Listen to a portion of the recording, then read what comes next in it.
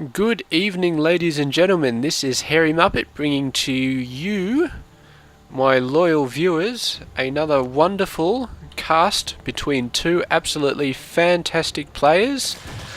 Yes, so we have a Gold League game going on, and our top left side we have the Red Zerg named ATHEOTES, who's got a very fancy clan name going on there. And now on the bottom right we have our Blue Terran named Fmao. So it's like LMAO, except the F is not an L, it's something else, and I'm not going to try and guess what it stands for. I'll let you guys work that out, or make educated guesses, or something like that. Anyway, yes, let's see what's going on in this game. I actually just cast a Masters League game on this exact map, and that game turned out to be pretty cool. Lots of crazy stuff going on. But yes, we'll see how these guys do at this map when they get onto this map and start playing it and stuff. Excuse me. Alright, so Zerg player looks like he's going to go for an early scout. I'm guessing he's either going to go for a 14 pull or 14 hatch. Not sure which at the moment. Yeah, I can't really say. Here we go. 14 pull. So there we go. That's beautiful. We've got the standard timing for getting this out. Oh, some sort of timing anyway. He's not actually going to finish building it up. He's just putting that down to stop the drones from scouting. But I reckon if he's not careful, that drone could actually kill that supply depot, and that would be 100 minerals down the drain. The drone chooses not to attack it though. He was on auto waypoints at that point, which is unfortunate, because if he had seen this at 61 health, he definitely might have chosen to attack it, but he didn't. So there you go. There's a little bit of a wasted opportunity there. The drones are going to push on back with no real news to report from that side of the battle. We do have a hatchery coming down after the spawning pool, so that's a little bit safe on the Zerg's part. We don't have anything special. Orbital command coming out, and one Marine, so he is going to be the first Marine of the entire game, and he's going to stand guard out here. He's the first one out of a soon-to-be large army, I would guess, and I guess that's just something to be proud of. And we'll see if he... Actually, we won't see if he lasts towards the game, because unfortunately in a matter of minutes he will be absolutely indecipherable from all the other Marines, and given that about 5 of them die to about 1 Baneling blast, it's going to be very hard to tell how long this guy lives. But right now he has got all the attention of all of my viewer base all to himself. We're following his every move, and we're going to see exactly what he sees. We're going to find out exactly what he does, and look at that, he's found an overlord. This guy is just all over the place. He's doing a fantastic job here. He's going to take this overlord out, and he's not going to stop there. He's going to keep going on. He's going to get his scout off. Look at these lings. They realize too late that they need to stop this Marine, but I reckon this Marine is going to take out this overlord and is just going to keep on keeping on. There we go. Look at this beautiful 18, 12. Come on, come on, take it out. Now he's going for the lings. Not a good idea. He was a very brave Marine. He was spectacular at his chosen job. He was the first one out of the academy, quite literally the first one out of the academy, and he was obviously the best, but yeah, the lings just got the better of him, and that just shows that, I mean, it doesn't matter that sometimes you can absolutely do the best. You can surpass all expectations, and something bad just happens and it all goes down the drain. So it doesn't matter how good you are, how hard you work, it's always worth it, but sometimes life just hits you from left field and there's nothing you can do about it. And this overlord is just the absolute epitome of life at this point. He's just completely impassive. Whether a Marine comes up and shoots him 500,000 times, whether he turns into an overseer and spits out a bunch of changelings that change the game, it doesn't really matter. He's completely impassive. He knows his place in life. Maybe he does, maybe he doesn't, but whatever, he's happy, he's going with it, and life's harshnesses they just don't reach him. He's above it all, whether or not he's psychologically above it, spiritually above it, or he's just not intellectually aware enough to actually grasp that life is unfair. But he's yeah. I mean, in some ways, you've got to look at this guy, and are we really better off than this overlord? Are we really better off than this overlord? That's the question that I want to put to you guys. Is this overlord a sad, stupid animal who doesn't know any better, or is he getting the best out of life because he can't understand the bad things? He sees the few good things that he does see, and they make him happy, or at least they make him content, and that's all he needs. Is something going on here? No, I guess not, but there we go. A couple of Widow Mines coming down. They don't have the increased drop speed, but oh my god, did you see that? I saw about 8 or 10 drones die there. That was phenomenal. And those guys are happy about their life right now. They may be mechanicals and they may not have any intellectual capacity, but you know they're going to be happy about their current state. Anyway, I've stopped casting this game like 5 minutes ago, so crying out loud, let's get back to it. Got some Vikings coming out, so that's going to be good against whatever the Zerg has that's in the air. These guys are going to die. One of them, nah, not quite. He's got a Spire coming out, so that's fine. So he's going to get some anti-air going on. So Viking should be good unless it's mass mutas, because Vikings aren't that good against mass muta. But, you know, I'm sure he's got mass marine, and I'm sure that will help out a lot. This guy needs an expansion, alright? The Zerg has got his third base coming up. The Terran player needs an expansion. He's got some good Widow Mines. I can see him just itching to move out there and start moving, but he's worrying too much about his drops. He needs to start getting some attention to his economy at the moment. He's actually ahead on harvesters. Well, obviously, since the Zerg just lost about 20 billion of the damn things, but yes, he's just here we go, and my god, this Viking is going to go across. He's going to run down, and maybe he will kill that Overlord. And the beautiful thing about the Overlord is that, you know, he's happy. He's had his time. He's had some good days. He's had some bad days. But overall, you know, he was content to some extent. And if he dies after being content, then I mean that's not such a bad thing. Whereas that poor Marine, I mean he probably said, you know what, I don't want to die now. I want to do more. I want to see more. I want to be more. And he was so full of energy. He was so full of life. And he didn't get to experience it. And the fact is that's a good thing. But he was still sad when those Zerglings finally got him. And meanwhile, the Overlord is going to be happy no matter what happens. So you really got to say, who would you prefer to be? You really got to say that. We've got some tanks coming out here. We've got a Hellion coming out as well. 4 Vikings. So this guy really has it in for those poor Overlords. This Terran guy is just... He's one of those guys that if he sits still for 5 seconds, he's not doing something, then he just feels like his life is being wasted. And he really wants to go out there. He really wants to do stuff. He really wants to get stuff done. And you know what?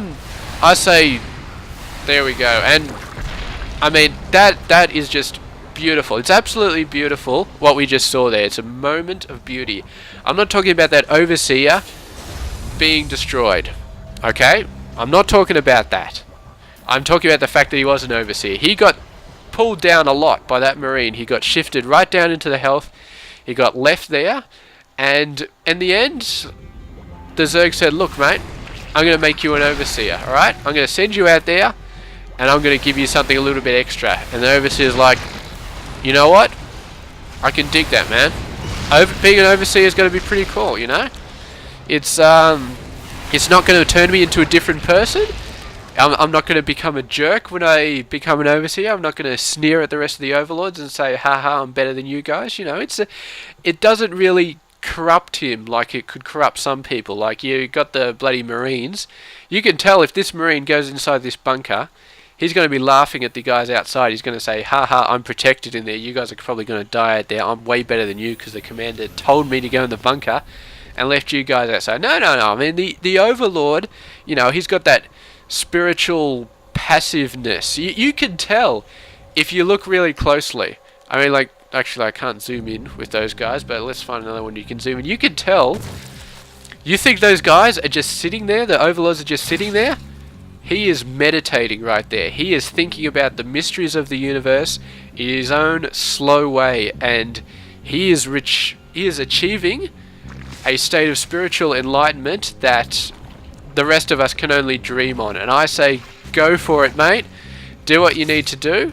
If you can achieve inner happiness, then you don't need to worry about what's going on in the world around you. You can, obviously, you've got some stuff and you can help out, so help out by all means. And yeah, just do whatever you want, man. And if you help us out, then we're going to say thank you for it. And if you help yourself out, then you're helping yourself out, and that's always a good thing. But these Vikings, I mean, the Corruptors are going to come out and they're going to hit the Vikings, and the Vikings are going to run away, and the Corruptors are going to run away, and it's going to be a kind of I see you, you see me, let's just sort of back away and go to our own separate places sort of thing, which is fine. Here comes a Raven. Raven is pretty cool too. I mean, the Raven is like a Jedi, to be honest. I'm going a bit Star Wars again, but that's fine. He's like a Jedi. I mean, he's cool, he's calm, he's very sort of mediator sort of thing, like, you know, tell me your problems, I'll try and sort it out if you can. And that's cool. But you got to remember is when these guys are really pissed off, they start throwing homing bombs around, and they will kill bastards like there's no tomorrow. So it's exactly like a Jedi. They're cool, they're calm, they're perfect. I was going to say dictators, but they're not dictators. They're perfect diplomats. When you piss them off, though, they start throwing shit around. They will absolutely wreck your entire world. And I got to say, good on the Ravens, man. Good on they've even got the energy thing going on. This is actually the Force. This is their connection to the Force right here. So as it goes up, they get more attuned to the Force. When they get to about 100, they become a Jedi Knight.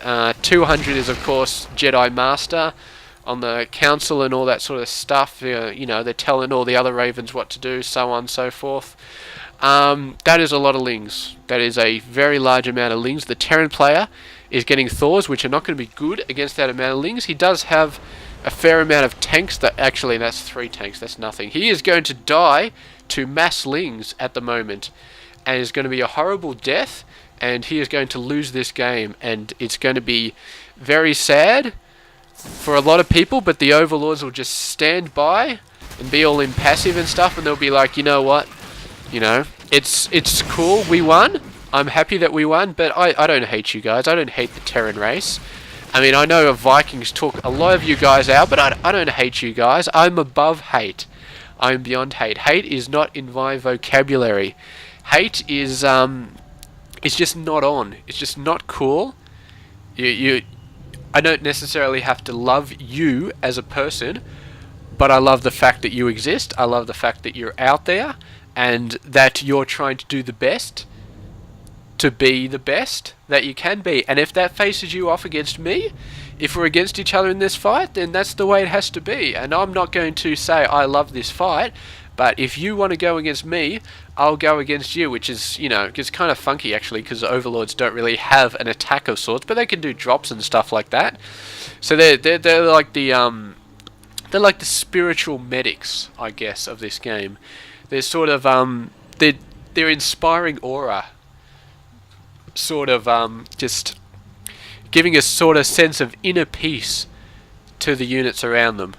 And if anybody needs some inner peace, it's the Banelings, because I mean, Jesus Christ, Banelings, I mean, you think about it, his one purpose is to find somebody and just blow up. I mean, that is a unit that needs some inner peace. That's like the exact opposite of the Overlord. I mean, alright, fair enough. Maybe it's not the exact opposite of the Overlord, but is unstable. You can definitely say that the Baneling is a very unstable unit. I'm not sure if they're like like calmly rolling off to their death and stuff like that with perfect inner peace, knowing they're gonna die.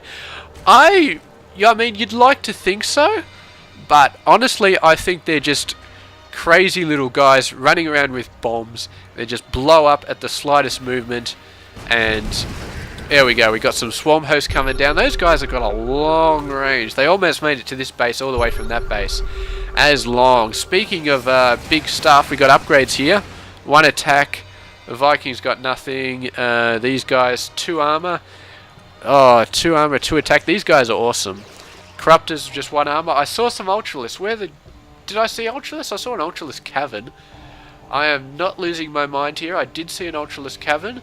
That is 108 lings. That is a stupid amount of lings. That's probably why he's not building any Ultralists, because he just doesn't have the supply left. He's building... Why are you building drones? Oh, he's actually a bit low. Look at that bloody Terran plate. 86 drones. That guy is nuts. What is he doing with his 86 drones? He's not actually got that much of an army. You need to get an army. You are facing 1 billion Zerglings. Get an army. Get an army. Okay, I'm done. I need to work on my inner peace at the moment. Alright, so just... Look, we just need to accept that at this stage, the Terran player is going to lose this game, and...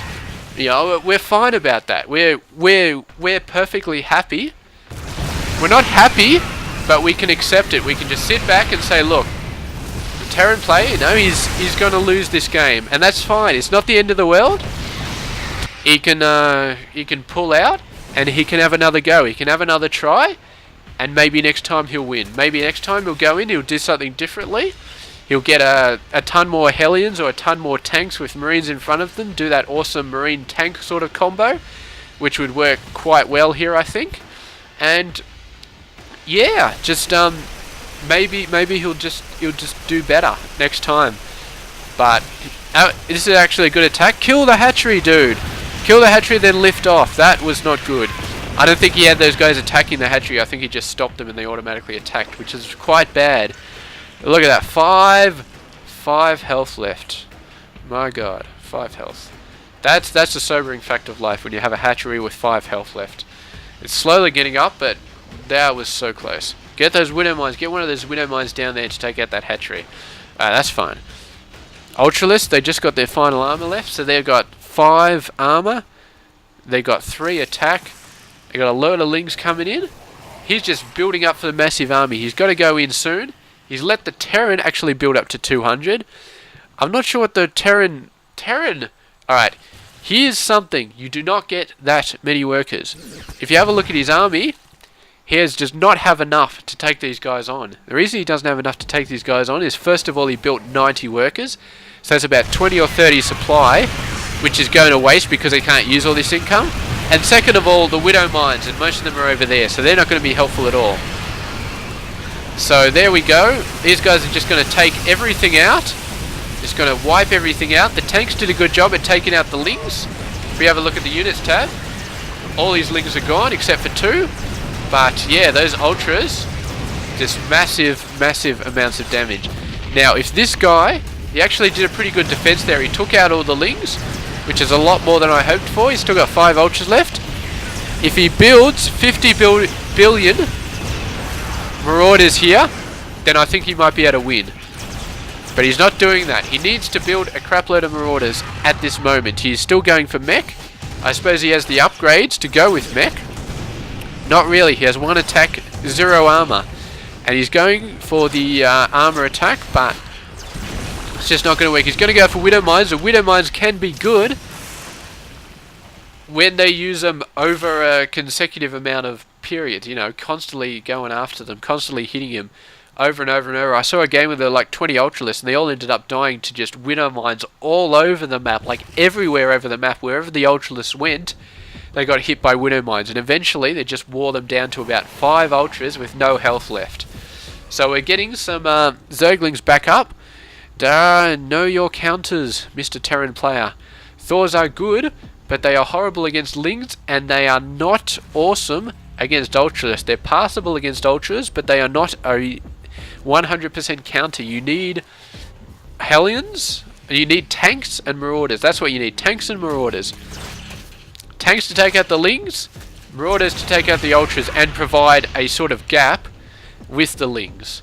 Now, Hellions do sort of do that, but they die like really, really fast, the Hellions do. Here we go. These guys are going to get some hits. Going to get some hits off on the Ultras. Need to hit this group, hit this group, hit this group. Nah, they were hitting the ones in the front. That is unfortunate. And we have battle cruisers coming down. Alright, alright, alright, alright. I've already had a rant in a previous game about the battle cruisers. I am going to go and I'm going to have another rant about the battle cruisers. If you saw the last rant, feel free to just tune out because it's going to be most of the same stuff. Alright, first of all, battle cruisers are slow. They are slow. They are the slowest unit in the entire game. Maybe Queens off Creep are slower, but not by much. The battle cruisers are stupidly slow. And when you have a base over here and a base over there, you do not want battle cruisers to be defending your army. Second of all, battle cruisers have a stupidly short attack range. Now you think, well, that might not matter when the actually I think their attack range may have been improved a little bit. It always seems stupidly low, but maybe that's because the battle cruisers are just so bulky that half of their attack range is actually taken up by their just body. I need a drink, excuse me. Oh, my poor throat. Alright, battle cruisers. They're slow, their attack range sucks. Alright, now the Ultralists can run under them in about 2 seconds flat. So that's fine, that's easy. The battle cruisers will take out a decent amount of damage, and then the Ultralists will be past them, and the battle cruisers will be playing catch up. Now, unless you manage to position all your battle cruisers over the base that you know is going to be attacked, the battle cruisers aren't worth crap. Unless, the only reason they're worth crap is when you're attacking the enemy base, and then it takes half an hour for the battle cruisers to get over there. But once they're over there, they do a lot of damage with their Yamato cannons. They take out buildings very, very fast. They still do crap damage to pretty much every single unit in the game, just because look at this damage. I mean, it's very fast, but with the the range is okay, but versus anti-air units like the Corruptors, the range is not that good. I mean, actually, it's the same range, but these guys just do more damage. I mean, and they're so much cheaper. I mean, you take 2 or 3 Corruptors, actually we'll say 3 Corruptors against battle cruisers, and they just do so much good work.